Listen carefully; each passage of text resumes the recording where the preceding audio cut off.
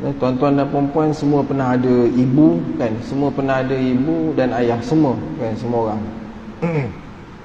Jadi bagaimana cara cara kita untuk melayani orang tua kita ni, ibu dan ayah kita ni, pada tempat yang paling terbaik. Kerana dalam hadis ni, dalam hadis yang lain, ada sahabat tanya dekat Nabi, apa dia amalan yang paling terbaik? Nabi SAW letakkan birrul walidain ini pada yang pertama, ataupun digunakan perkataan uququl walidain. Uququl walidain, sayang, buat baik kepada orang tua, kedua ibu dan ayah. Ustaz tengoklah kan, kita perhati balik.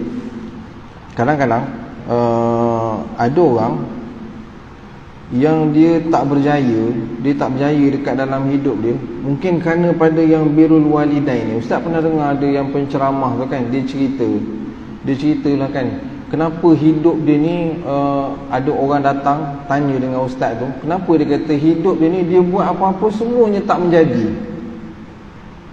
Dia berniaga tak jadi, dia kahwin tak berjaya perkahwinan dia, hidup dia selalu susah kan. Sampailah satu hari tu dia balik rumah dan dia adukan, dia cerita benda tu dekat ibu dia. Dia cerita dekat ibu dia, kenapalah hidup dia ni selalu berada dalam keadaan susah. Lalu lama tu dia cerita kat ibu dia, rupa-rupanya satu hari ibu dia terasa hati dengan dia kan. Ibu dia terasa hati dengan dia kerana seluar jin ni, cerita lebih kurang macam tu lah. Kerana seluar jin yang dia pakai tu, dia lemparkan macam tu, dia dekat ibu dia, suruh ibu dia basuh, seolah-olah macam dia buat ibu dia tapi cerita ni dah berbelas-belas tahun lah. Tapi kerana terasa hati yang begitu, menyebabkan keberkatan hidup pada anak ni tadi. Dan anak ni dia membesar, anak ni dia buat semua benda kebanyakannya tak berjaya.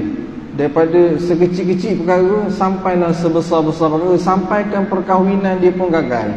Rupa-rupanya kerana yang itu, maka akhirnya sebab kerana ibu dia terasa hati sangat dengan anak dia, kerana seluar jin yang dia pakai tu kan, sebabnya macam mana, kiranya si anak dia tadi dia lempar macam tu je seluar jin dekat mak dia, suruh mak dia basuh. Dia pun minta maaf sungguh-sungguh dengan mak dia, sampailah mak dia maafkan kan. Payah dia yang berkaitan dengan hati ni, bila dia terkesan dekat hati, jadi kita kena minta maaf betul-betul. Sampailah mak dia nak hilangkan perasaan terasa hati tu, dah hilang betul-betul, barulah kat situ dia cakap dia rasa lega hati dia. Dia rasa lega hati dia sebab mak dia dah maafkan dia kan. Cuba tuan-tuan ingat balik kan, bila ustaz dengar balik ceramah ustaz ni dekat dalam YouTube kan, tuan-tuan cuba ingat balik, agak-agak ada ke tidak kan kita dengan orang-orang tua kita.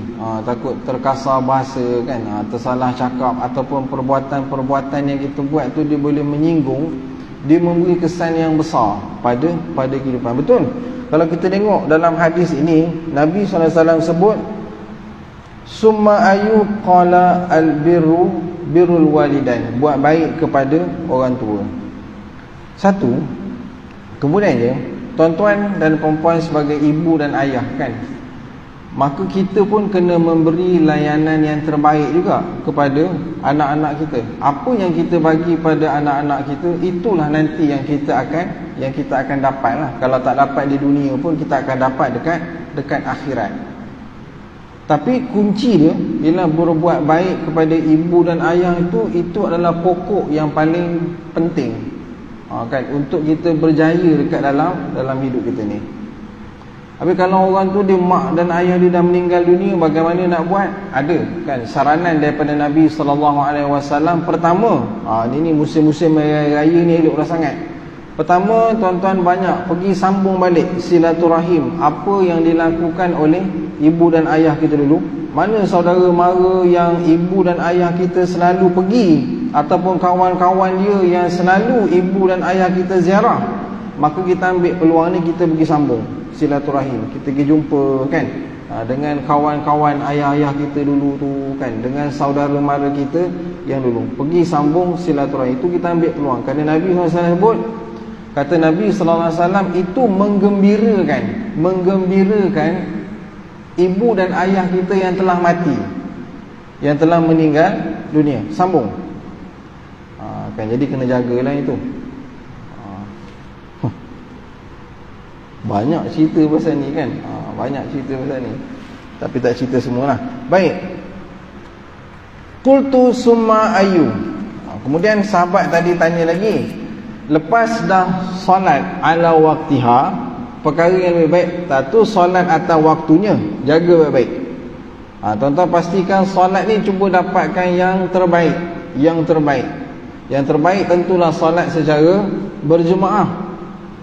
Yang terbaik, kalau ada masalah, cuba elakkan daripada masa yang terlampau banyak, macam maghrib ataupun banyak sangat, cuba elakkan. Yang kedua, biru al-walidain, buat baik kepada orang tua. Habis kalau mertua macam mana?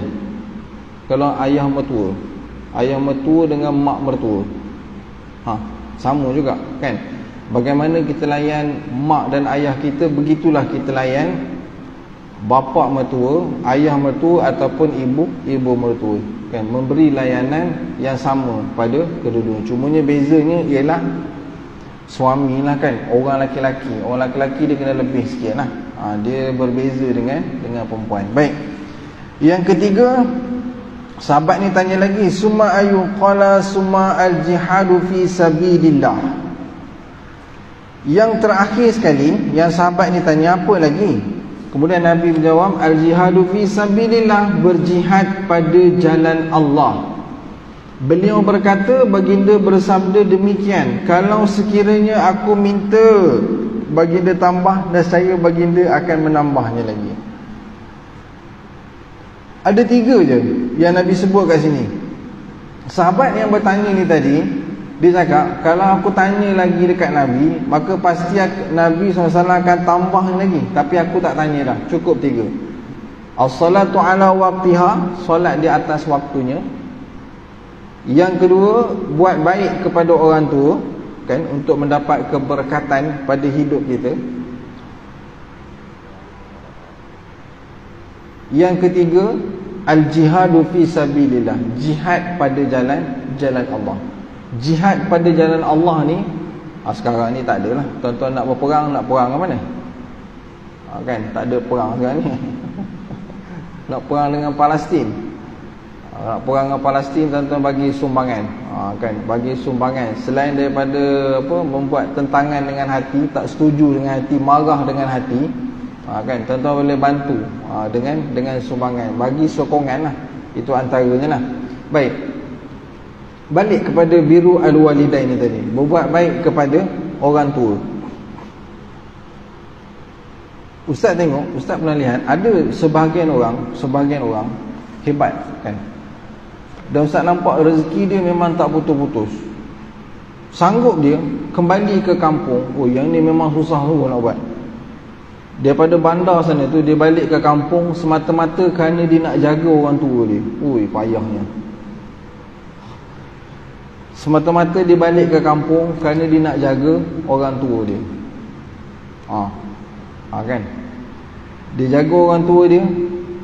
Dan Ustaz tengok balik, rezeki yang Allah Ta'ala sampaikan kepada dia tu melimpah-limpah kan. Satu, rezeki ni kita tak nampak lah daripada sudut duit semata-mata kan. Kita nampak daripada sudut-sudut yang lain, kebahagiaan, ketenangan hati dia kan, anak-anak yang soleh, isteri yang solehah.